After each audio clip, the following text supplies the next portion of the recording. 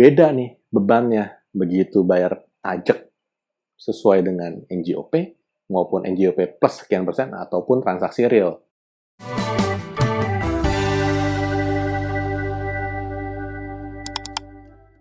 Halo Sobat KPR, jumpa lagi dengan saya, Oki dari KPR Academy. Pada episode kali ini kita akan bahas tentang mendingan DP kecil atau gede sih? Nah, sebenarnya kalau secara standar, pasti jawabannya adalah ya udah terang, mendingan bayarnya DP gede. Kenapa? Biar ngutangnya nggak usah banyak-banyak. Kan kalau ngutangnya nggak banyak, biaya bunganya juga nggak banyak. Nah, itu adalah jawaban yang standar. Tapi yang kami mau sharing di sini lebih jauh adalah kamu harus pertimbangkan lebih jauh beberapa hal berikut. Yaitu yang pertama adalah untuk persiapan biaya KPR-nya, ini kamu udah siap belum? Gitu. Karena untuk kamu beli properti menggunakan KPR, ini ada sendiri nih biaya KPR. Biaya KPR itu ada biaya provisi, biasanya sih 1%, tapi ada juga bank yang nerapin provisinya bisa 2%, bahkan 3% ya. Gitu. Terus ada juga biaya administrasi, terus ada biaya asuransi, baik itu asuransi jiwa ataupun asuransi kerugian, terus ada biaya notaris maupun ada biaya pengikatan jaminan. Nah, ini kan ada biaya-biaya tambahan nih. Nah, ini yang teman-teman perlu pertimbangkan juga. Ini estimasi biayanya kira-kira ada di kisaran berapa gitu. Apakah semua dana saya ini saya hajar semuanya sepenuhnya masuk ke DP, atau memang memang tenaga saya bisa DP 30% nih. Tapi ternyata ada sekian persen yang saya mesti alokasiin buat biaya-biaya KPR dulu deh gitu. Nah, ini yang teman-teman mesti pertimbangkan. Selain dengan kondisi biaya KPR tersebut, teman-teman juga mesti pertimbangkan mengenai biaya pajak pembeli. Nah, pajak pembeli ini agak variasi juga soalnya. Ada yang masih bisa pakai langsung patokannya dari nilai di PBB, itu kan jadi ya relatif lebih hemat jauh ya gitu. Tapi ada juga yang patokannya mesti nilai NJOP PBB itu plus berapa persen.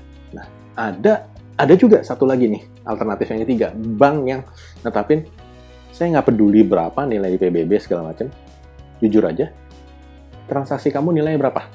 Nah, dia netapin pajak, bayar pajaknya itu sesuai dengan nilai transaksi yang sebenarnya. Nah, jadi perlakuan bank ini kan beda-beda nih. Nah, teman-teman perlu pahami juga nih. Jadi, yang tadinya udah dialokasi ini 30% misalnya untuk DP semua, nah teman-teman mesti timbang-timbang juga nih. Karena beda nih bebannya begitu bayar pajak sesuai dengan NJOP maupun NJOP plus sekian persen ataupun transaksi real. Nah, ini kan besar pajak yang harus dibayarkan berbeda. Nah, jadi teman-teman harus pertimbangkan juga kondisi ini.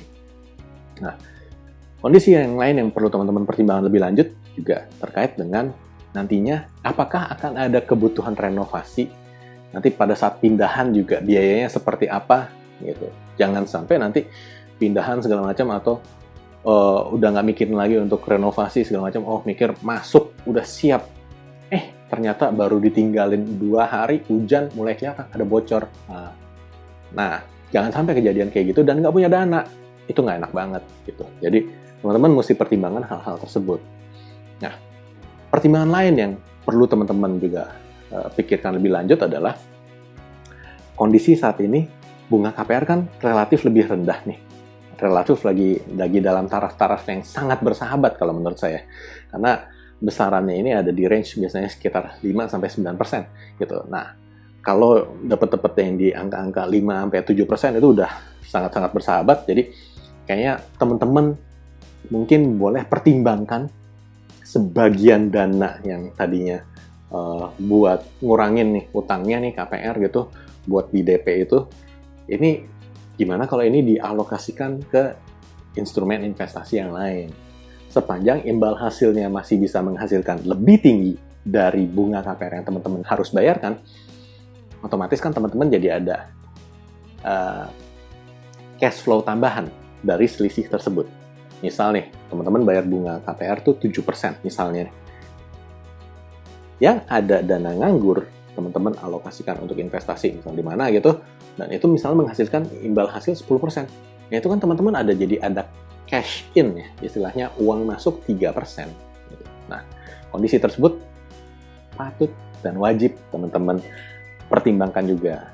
Karena bagaimanapun juga, begitu kita bicara soal instrumen keuangan, baik itu pinjaman maupun investasi, ini adalah dua hal yang benar-benar kita harus berhitung dengan cermat dan pertimbangkan dengan baik-baik. Oke, sampai di sini dulu untuk episode kali ini. Kalau teman-teman suka dengan episode kali ini, jangan lupa share ke teman-teman yang lain, supaya lebih banyak lagi teman-teman yang menjadi lebih berwawasan dan bisa praktekin hal-hal yang semakin berguna. Terima kasih, sampai jumpa di episode berikutnya. Bye!